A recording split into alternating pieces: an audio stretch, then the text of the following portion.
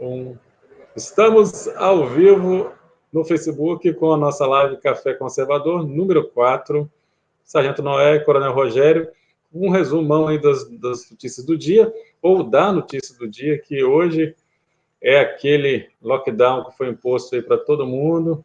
Está todo mundo subindo pelas paredes com esse novo lockdown. E o Coronel Rogério vai dar aí uma explanação de como é que estão as coisas, a sua primeira visão dos fatos. Enquanto isso, eu coloco aqui os nossos links para as outras pessoas no Facebook e no Twitter. Bom dia, Noé, bom dia aos nossos amigos que nos acompanham nesse Café Conservador. Eu quero começar esse Café Conservador, né, rendendo as homenagens ao ontem falecido senador Major Olímpio. As nossas homenagens, né, Noé, a gente tem que rendê-las porque o Major Olímpio, enquanto deputado federal, nos recebeu, representante de entidade de classe militar, isso aqui, da nossa briosa Polícia Militar, nos recebia muito bem em Brasília, colocava o seu gabinete à disposição e sempre foi muito solícito e defensor da causa dos policiais militares, policiais e bombeiros militares do nosso estado e do país como um todo. A gente sabe que ele teve algumas divergências aí com o presidente Jair Bolsonaro, é da política, né? Mas ele sempre foi um defensor das carreiras policiais e bombeiros militares e também um grande combatente contra a corrupção. Então, assim, hoje eu quero iniciar esse Café Conservador rendendo as nossas homenagens ao falecido ontem Major Olímpio e desejar, né, pedir a Deus que toda a família e amigos sejam confortados nesse momento de dor. Então, fica aqui a nossa singela homenagem que não poderíamos deixar de fazer. Começando o nosso café propriamente dito, não reparem muito, eu estou aqui no quarto da minha filha, por isso eu estou em pé, que a gente está dividindo aqui na casa com essa questão de aula online, né? Um está no celular, o outro está no notebook, para a gente conseguir fazer com que eles não percam a questão da aula, que é um outro tema que a gente tem que estar falando mais adiante, né? Os prejuízos causados por essa suspensão de aulas para os menores. Né? Um prejuízo de saúde mental e educacional. Há quem diga que a recuperação, a perda, na verdade, vai demorar de 3 a 4 anos. Ela significa 4 anos de perda no desenvolvimento intelectual dessas crianças. Né? E isso não sou eu que falo. Quem fala isso é o próprio secretário de Educação do Estado de São Paulo. E ele é totalmente contra a suspensão das aulas, né? Pelo menos foi o que ele falou num dia aí no Jornal da Jovem Pan. Mas não é, nós estamos aqui no segundo dia de quarentena, né? Não é lockdown, é quarentena, que o governo do Estado do Espírito Santo colocou para a população capixaba. Nós entendemos a gravidade sanitária, nós entendemos a questão das UTIs, nós primamos pela vida, né? A vida é o bem maior, né? Ao lado da liberdade. E só que o que a gente pede, eu até postei um vídeo hoje, que me mandaram e pediram que eu pudesse divulgar, e eu divulguei nas minhas redes sociais, que uma pizzaria, eu acho que era uma pizzaria, ela estava fazendo delivery, né? Só que ela estava com a porta aberta, com a mesa na porta, impedindo que as pessoas entrassem, e não tinha ninguém dentro da pizzaria ou do lado de fora, ou seja, não tinha aglomeração, ela só estava fazendo entrega. E era por onde ia sair os pedidos, né? Então, assim, a gente precisa ter bom senso, né? O bom senso de tentar equilibrar essa questão sanitária e a questão econômica. Todo aquele que acha que a economia vê depois. A economia não vê depois, que ela não vai se recuperar de uma forma meteórica. Né? Os governos vão ajudar os empresários, os trabalhadores, mas isso tem um custo. Primeiro, o governo não vai dar dinheiro para ninguém, o governo vai emprestar, vai, de repente, postergar o prazo de pagamento de tributos. Mas as pessoas vão ter que pagar. Né? E também não é justo que o governo... Como é que o governo vai distribuir dinheiro se o dinheiro é nosso, né? Vamos falar assim, os pagadores de impostos é que contribuem para isso.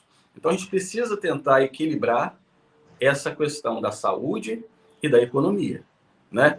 E, por fim, nessa fala introdutória aqui, a gente precisa entender também, e aí a questão, a vida é o nosso bem maior, Sim. mas a liberdade é tão importante quanto a vida. Por quê? Eu tenho visto, ouvido e ficado estarrecido com falas de pessoas que nós esperávamos que fossem os defensores e pessoas que tivessem o equilíbrio para tentar mediar esse momento tão difícil que a sociedade brasileira como um todo passa. Mas, ao contrário, a gente tem ouvido falas intimidatórias e ditatoriais, né? Sim. Eu não sei se fechar praia vai ser o melhor instrumento. Eu não sei se falar que vai abrir processos vai ser o melhor instrumento. Se a gente não conseguir conscientizar as pessoas, porque nós tivemos mais de um ano para conscientizar as pessoas dos cuidados que elas deveriam ter. E isso não foi feito. Tanto que as pessoas não estão conscientizadas, né? Agora se quer usar o império da lei, o império dos decretos. É algo para a gente refletir. Eu acho, na minha humilde opinião, nós deveríamos convencer as pessoas ao invés de tentar forçá-las a obedecer uma lei. Por quê? Porque tudo tem um limite, o ser humano tem um limite. E vai chegar num limite que as pessoas não querem obedecer à lei. E aí vai ter que ser usada a força. E aí pode gerar uma força contrária. É isso que a gente precisa debater, porque senão daqui a pouco a gente pode ter um caos social. Espero que está totalmente errado, mas isso não pode ficar fora de pauta. Acho que eu me estendi um pouquinho, mas eu tinha que falar. Não, tá certo. Você tem que abrir o verbo mesmo, porque esse povo acho que não aprendeu nada com 2017, né? Se 2017 ensinou uma coisa, é que você não pode esticar a corda demais, para lado nenhum, porque se ela estourar, é o caos social, né? As pessoas precisam... a pessoa até se conscientiza, ela sabe que a doença é arriscada, né? Mas ela precisa trabalhar, ela precisa comer, né? Então, entre arriscar pegar um vírus trabalhando ou ficar em casa, o cara vai, com a geladeira vazia, o cara vai arriscar, vai por tudo ou nada. É a lei da sobrevivência, é o instinto de sobrevivência do sujeito. Ele vai buscar os meios para a sua subsistência, custe que custar. O governo, vou ajudar com R$230, R$250, é muito bom, tem gente que não tem nem isso, mas tem gente que trabalhando tira muito mais. Então, assim, eu acho que é uma covardia que está sendo feito de não dar às pessoas o poder de escolher fazer ou não, né? Elas realmente tiveram um ano para se conscientizar, elas estão conscientizadas, elas querem assumir os seus riscos em prol de algo muito maior, que é botar comida na mesa, né? E também, vai fechar praia. Não tem lugar no mundo que tem mais espaço para pessoa, mais distanciamento social entre uma pessoa e outra do que a praia, na minha visão, né? Aquela faixa de areia gigante que, se você botar 1000 pessoas ali, elas vão estar separadas por uma distância no mínimo de uns 5 metros, né? Então, assim, está tendo muita histeria, mas eu sei, todo mundo já sabe, o povo brasileiro já sacou que não é uma questão só de saúde sanitária. É uma batalha com todas as armas e baterias para tentar desestabilizar e derrubar o governo vigente, entendeu? Talvez se esse governo, Deus livre e guarde, cai, a primeira coisa que vai acontecer vai ser o abrandamento das restrições, né? Aí o negacionismo vai ser invertido, eles vão negar que existe o vírus, negar que não tem vaga em UTI, vão negar que não tem medicamento, você entendeu? Então, eles falam sempre aí dos estudos que mostram que tem que fechar, fazer lockdown, mas não mostram os estudos que falam que não precisa fechar, não precisa fazer isso, entendeu? Existem milhares de estudos mostrando que o lockdown não é, ao contrário do que a Maju Coutinho falou lá, a do choro é livre, né? De que é unanimidade. Não é unanimidade, não é mesmo. Lockdown não é unanimidade, vacina não é unanimidade. Assim como eles falam que a cloroquina faz mal, não é unanimidade. Assim como falam que a ivermectina faz mal, não é unanimidade, né? Então, eles estão sempre jogando do lado de lá. Por quê? É até derrubar o governo. Derrubou o governo, botou lá o babudo, lá o sapo babudo, tudo volta, a engrenagem da máquina da corrupção volta aos trilhos, né? Ou não é? É assim, quando a gente fala da conscientização, que é um choque de realidade, né? E na cabeça do pagador de impostos, ele começa a refletir. As pessoas pensam, ou estão achando que as pessoas não pensam.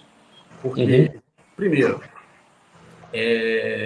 não pode abrir o seu comércio de rua, que é o ganha-pão do vendedor de coco, do vendedor de churrasquinho, daquele ambulante que, infelizmente, ele está na atividade, não é ilegal, mas na atividade ali da rua, porque ele não conseguiu outra coisa. As pessoas querem trabalhar, a Bruna está falando aí.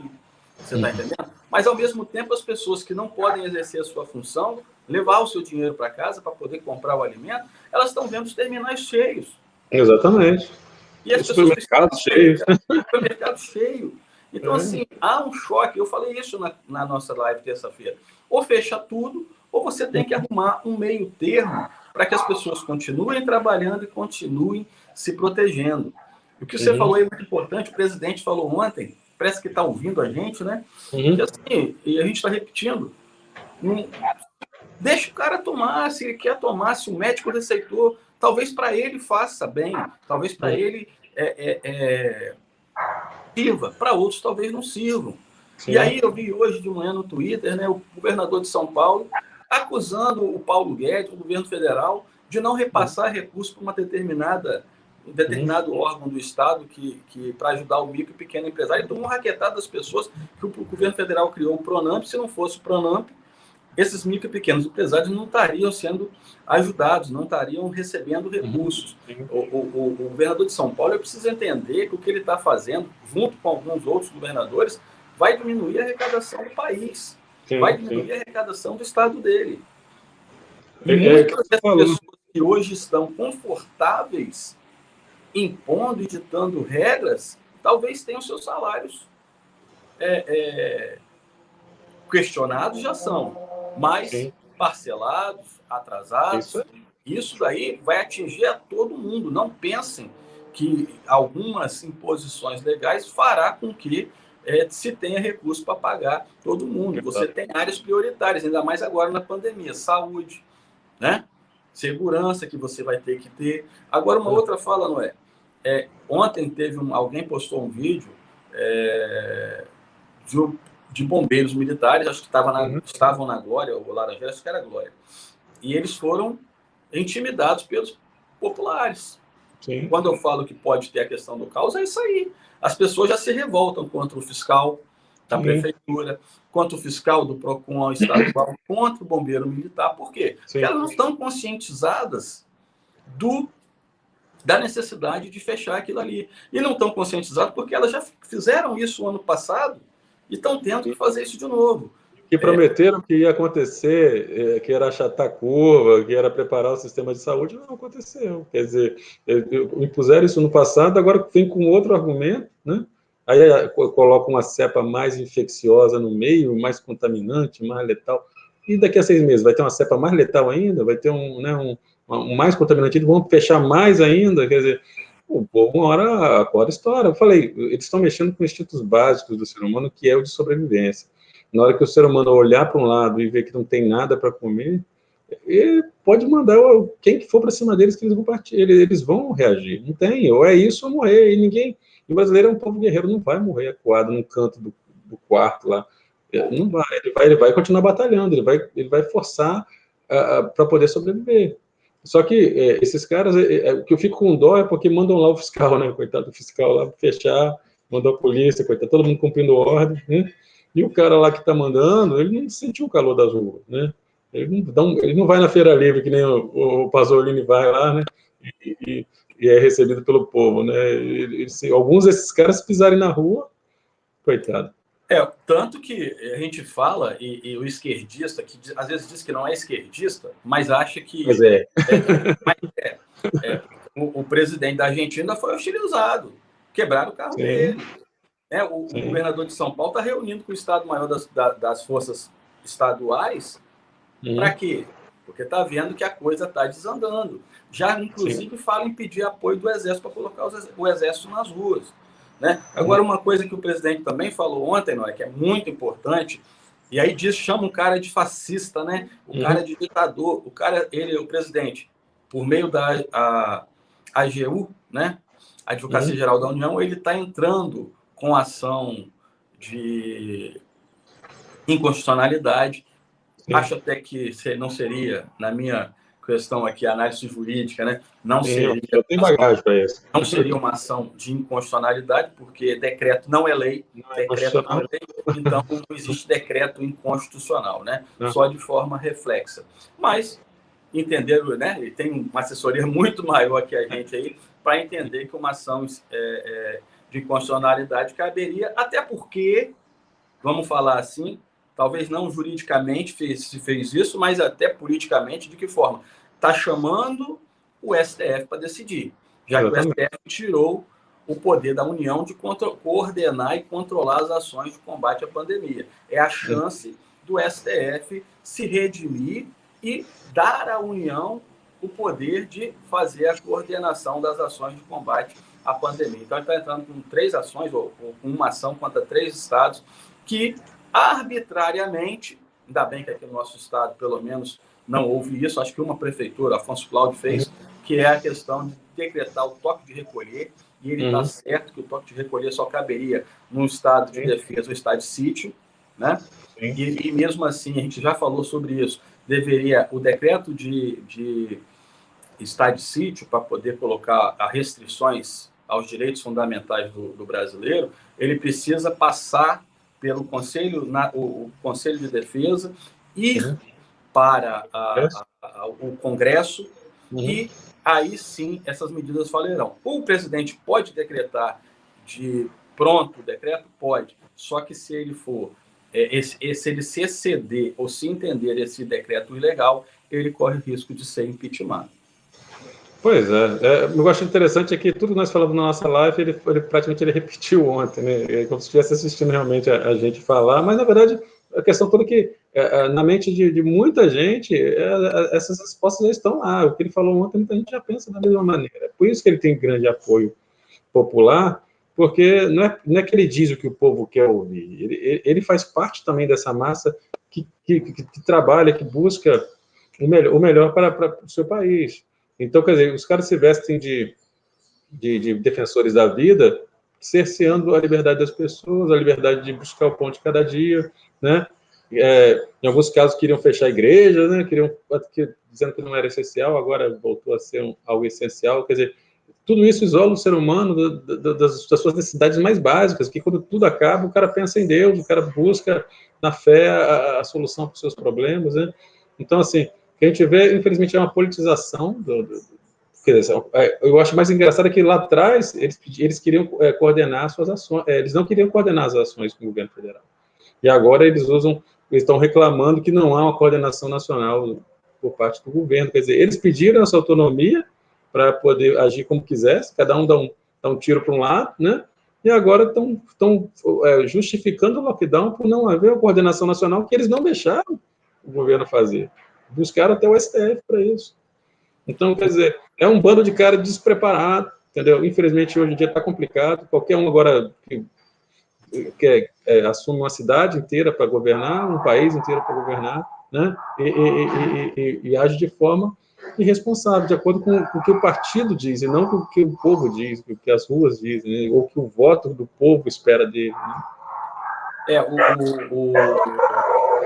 Eu acho que eles esticaram a corda num limite, até pensando que o presidente ia se valer do artigo 137 e decretar um estado de sítio para fazer uma intervenção federal nos estados, né? Para depois ele ser cassado via Congresso Nacional. Está muito claro isso daí. Sim, né? sim. Só que o tiro saiu pela culatra. Sim. Porque quem mora, eu sempre digo, né? As pessoas moram nas cidades, moram nos estados e por consequência, moram no país. Mas elas sentem ali na cidade. Sim. E elas já começam a cobrar dos seus governantes locais, seja o prefeito, seja o governador. Né? E isso é preciso entender. E esses caras, assim, eu acho que buscar a pacificação, reconhecer o erro, seria importante. Mas a gente sabe que isso tudo é uma ação política e ordenada para tentar fortalecer, né, o comunismo que nós queremos expulsar do país, que eles estão agindo dessa maneira. Tanto que a tábua de salvação deles é o sapo barbudo, né? Sim. Está querendo se colocar como chefe de Estado, que não é. Ele é um ex-presidiário, né? É um ex-presidiário. Digam ou não digam. Deus quiser, voltará sim. Vai voltar para a cadeia. Eu acho que deveria ser até agravada a pena dele. Agora, não é uma outra questão que eu acho que a gente deve debater rapidamente, é a questão da liberdade de expressão. Sim. E o presidente ontem falou que não vai processar ninguém, porque acho que não ganha na justiça, mas também... Não ganha mesmo. É um Ficar direito, justiça que existe, não ganha nada, não. E o que as pessoas não estão entendendo porque estão falando, o presidente, o governo tá caçando quem está falando, chamando ele de genocida. Não. Veja bem, a lei tem que ser igual para todos. Uhum. Se não foi liberdade de expressão o que o Daniel Silveira fez, também não é liberdade de expressão a pessoa escrever uma coluna no jornal com não sei quantos mil xingamentos contra o presidente. Isso extrapola a liberdade de expressão. Agora, e vai ter mais um na lista também, porque essa moça ela copiou do Rui Castro a mesma coisa. Não é intimidar, é falar assim, o jogo tem que ser igual para todo mundo. Para todo mundo, exatamente. Porque senão você tá querendo ridicularizar, é que nem um chargista, né? As pessoas acham que um chargista de um jornal capixaba que só sabe fazer charge demonizando o presidente da República. É um idiota. Nas redes sociais as pessoas questionam. Será que as pessoas, esses jornalistas, chargistas, artistas, acham que a população não pensa? Acham que a população não vê essa conduta deles? Se eles estão assim, meu amigo, eles não aprenderam nada com 2018. Nada. Eu acho engraçado que alguns artistas, principalmente esse chargista, que para mim é um idiota. Se ele não é imparcial, ele é idiota. Ele também se vale do anonimato, né? Porque ele desenha, mas a carinha bonitinha dele ninguém sabe qual é. Às vezes ele está sentado com você no ônibus aí, né? E ninguém sabe quem ele é. Porque se soubesse, eu acho que dava um espirro na cara dele, né? Pois é, agora eu estava vendo o jornal e o jornalista citou 2 casos, né? Um em que o empresário mostrou a indignação dele, mas segundo o jornalista, ele foi respeitoso e tudo mais, falou que teve que vender um carro para tentar sobreviver da crise passada, né? E agora vai ter que vender outro carro. E aquele empresário que não tem carro, né? E teve um outro empresário que parece que proferiu impropérios para ele. Ele não gostou pelo jeito. Respeito muito esse jornalista, né? Porém, você vai esperar o quê quando você condena, você coloca a população como vilã? Você coloca ali pessoas que estão passando fome, que essas entidades, CUFA e tudo mais, que atuam nessas zonas mais vulneráveis, estão falando que as pessoas estão passando fome e eles cobram um sacrifício maior do que essas pessoas podem fazer. É o espírito de porco de Maria Antonieta, né? Você não tem pão, coma um bolo. O cara fala pro pobre, você não tem pão, come bolo. E onde está o bolo, né? Exatamente. Eles são muito ruins mesmo, porque assim, o estoque deles ainda não acabou. Mas quando chegar neles, são os primeiros a gritar para abrir tudo, né? Não chegou neles ainda, né? O que eu acho mais complicado é que nem ele falou lá sobre o Bolsonaro falando sobre servidores públicos que estão ali, né? Boa parte tem o seu salário garantido e tal. Só que nós tínhamos falado um dia anterior, de que vai chegar um ponto em que, se a arrecadação cair, o salário deles também vai atrasar, né? Então, às vezes, a militância é tanta que o cara prefere que... É tipo o escorpião atravessando o rio nas costas do elefante, né? Prefere picar o elefante, morrer junto com o elefante, mas não... do que fazer o que é certo, né? do que resistir à sua natureza, que é de destruir tudo e a todos, né? Então, eles estão cegos com relação a essa luta pelo poder, tudo para tentar trazer de volta aqueles espíritos do passado, né? Aqueles que destruíram o país e não desistiram ainda. Infelizmente, né? O que nós estamos vendo é que os atos arbitrários não estão partindo do governo federal. Estão partindo daqueles que dizem ser defensores da democracia. Inclusive... eu vou repetir. Está se impondo as coisas. Não adianta dizer que se sensibiliza, porque é o que você falou. Está ali a refeição todo dia, o combustível no carro, para andar para cá e para lá. Se precisar pegar um avião para ir para Brasília, para ir para São Paulo, Você tem. Mas o empresário e o trabalhador, que tem que ir para o ponto de ônibus lotado, tem que entrar no ônibus lotado, porque estão lotados. Não adianta, eu achei uma falta de... Mas esperar o quê da imprensa, né? A pessoa de manhã, ela tem que filmar o ponto de ônibus do Transpol, e não das linhas dos bairros, porque as pessoas estão chegando dos bairros para pegar o Transpol para ir para a Serra, para a Vitória, para a Vila Velha. Se você filmar o dos bairros, você vai ver que tem pouca gente mesmo. Que é quem saiu do serviço à noite, quem está... Os coletores que vão concentrar todo mundo no terminal, né? Então, assim, será que o vírus não se pega no terminal, não se pega no ônibus, não se pega de 8 às 5 da manhã? É a pergunta. Para mim, a máxima da imbecilidade desse lockdown foi aquele vídeo que nós vimos do cara perguntando se tinha como jogar álcool gel de avião, tipo, viesse pulverizando a cidade. E aí, aquilo foi demais, que se alguém acende um palito de fósforo, incendeia tudo, põe fogo em tudo. É o Distrito 13, né? O cara é muito doido. Quer dizer, já chegou num ponto de insanidade. Os caras... Gerou-se uma histeria, né? Só te interrompendo. Por que não mostra na mídia tradicional? Gente, a mídia precisa ser isenta. Ela precisa mostrar os fatos e não a visão dela. Ninguém quer saber o que a mídia pensa. Exatamente. Ela quer saber os fatos e tirar a sua própria conclusão. Aqui, ninguém está mostrando a fala desesperada do prefeito de Aparecida, que fala que 70% da população está passando fome. E foi no governo do estado de São Paulo e não conseguiu o apoio que queria. Teve que ir para Brasília, para o Ministério das Cidades, poder distribuir cestas básicas. Sim, é complicado. Infelizmente, eu falo, é algo realmente irracional para chegar ao poder. Só isso, mais nada. Só que o povo reconhece. Eu torço para que 2021 passe logo, chegue em 2022 e veja se o povo aprende com tudo isso que está acontecendo a votar.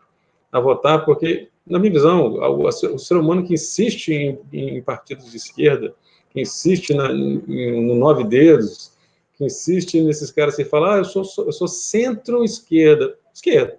Eu sou centro-direita. Esquerda. Porque o cara não existe centro-direita. Porque o cara que é centro-direita, ele está em cima do muro. Para mim, ele está do lado de lá. Primeiro respirar daquele ideia do poder, ele já vai sentar no colinho do cara de 9 dedos lá, do presidiário lá. Então, assim, as pessoas têm que se concentrar saber votar, porque senão, mais 4 anos de tirania, entendeu? As cepas vão ficar cada dia mais infecciosas, as UTIs que nunca tiveram vazios vão continuar lotadas, né? Eles vão continuar pedindo verba, e com você guardado dentro de casa, né? Então, eu acho que a grande lição dos que sobreviverem a esse vírus, dos que sobreviverem à fome, é saber votar no que vem. É o que a gente espera, né, Noé? Que as pessoas elas tirem as lições. A gente falou, eu depois postei também o filme La Milada, falando sobre a questão do leste europeu, né? As pessoas lá não querem saber de comunismo, não querem saber de socialismo, porque nazismo, né, fascismo, socialismo e comunismo são estágios apenas de uma coisa só. E as pessoas elas precisam viver, e viver quer dizer competir para que ocupem seus espaços e porque possam melhorar de vida. O Estado não pode ser um Estado assistencialista, ele tem sim dar o básico para as pessoas e com qualidade, né? Não é um básico meia boca, é um básico com qualidade, para que as pessoas possam se desenvolver. Eu acho que é isso. Estamos chegando ao final aí, né? Meia hora, senão a gente acaba deixando aqui a emoção. Só complementando aqui o que a Natália falou, o povo capixaba é esquecido, fraco de memória. Eu concordo, porque inclusive nesse ritmo que está indo, ano que vem, das eleições, tem um certo fantasma aqui, está sempre trocando de cadeira com outro fantasma, né, que corre o risco de voltar para a cena política, né? Não só o 9 dedos, mas a nível estadual, né? Quer dizer, então as pessoas às vezes, como nesse momento de crise a pessoa sofre, aí ela tem saudade tem um certo saudosismo do passado. Aí fala assim, não, então vamos trocar 6 por meia dúzia e ver se vai dar o mesmo resultado. Não vai dar o mesmo resultado. Acho que o resultado diferente para o ano que vem é as pessoas buscarem candidatos conservadores, buscarem mudar pelo menos a equação, porque, querendo ou não, Tracacete com meia dúzia está sempre dando o que está dando agora, né? Um Estado, a vida toda quase governado por esquerdistas, em dissonância com o governo federal, e dá o que deu hoje. Nós estamos nessa batalha aqui, Nathalie, bom dia, né? Ela é a nossa parceira aí, de jogar luz aos olhos dos capixabas, lógico. Se ele não quiser enxergar, é um direito. Mas a gente tem que sair dessa bipartição de poder no nosso Estado e precisamos ter uma Assembleia Legislativa representativa realmente. Porque até agora eu tenho visto alguns vereadores falando, né? Chamando a população para refletir sobre os efeitos do que está sendo feito, mas vejo poucos ou quase nenhum deputado estadual se manifestar. Né? Porque é ele que tem que se manifestar, mas eles estão concordando com tudo. E aí isso eu não digo que medidas não tivessem que ser adotadas, mas o debate deveria ser mais amplo e mais transparente. Porque senão vai acontecer o que o presidente disse, e você acabou de falar. O ano passado foi para achatar a curva. A onda vinha em maio, em junho, em julho, né? O pico, né? E agora? O pico vai que nunca criar vagas? Vão criar quantas vagas de UTI? Vai ficar assim até quando? Até chegar às eleições de 2022? Sim. Eu tenho certeza que acabou as eleições de 2022, dependendo do resultado, ou a pandemia acaba de uma vez, ou ela continua por mais 4 anos, porque os fomentadores do caos vão insistir nessa linha. Né? Mesmo que todo mundo esteja vacinado, né? Tome 2 doses, ponha 50 máscaras na cara, é a narrativa. Né? Isso se não inventarem coisa pior. Né? A Nathalie diz aí da Serra que está tenso, né? A gente debateu bastante, Nathalie, aqui essa questão das eleições, né? E como as pessoas deveriam analisar na escolha dos seus candidatos, né? E às vezes a gente paga por aquilo que a gente escolhe, mas a gente tem a possibilidade de renovar votando mais certo ou corretamente de 4 em 4 anos. Exatamente. Coronel, então ficamos assim, foi muito bom esse café de hoje. Agradecimentos aí a Nathalie, a minha irmã Bruna Pessoa e a todos vocês que nos assistiram. A gente se vê, então, segunda-feira, comandante? Segunda. Ficou legal esse modelo aqui, né, em pé? Ficou legal, eu acho que você deveria adotar. Não dá para ficar uma hora em pé, não sou apresentador de jornal, né? Então, a gente põe uma tela verde no fundo aí, a gente coloca umas imagens rolando no fundo. Diz para sua filha que ela perdeu o quarto dela. Então, já não posso. Vou falar.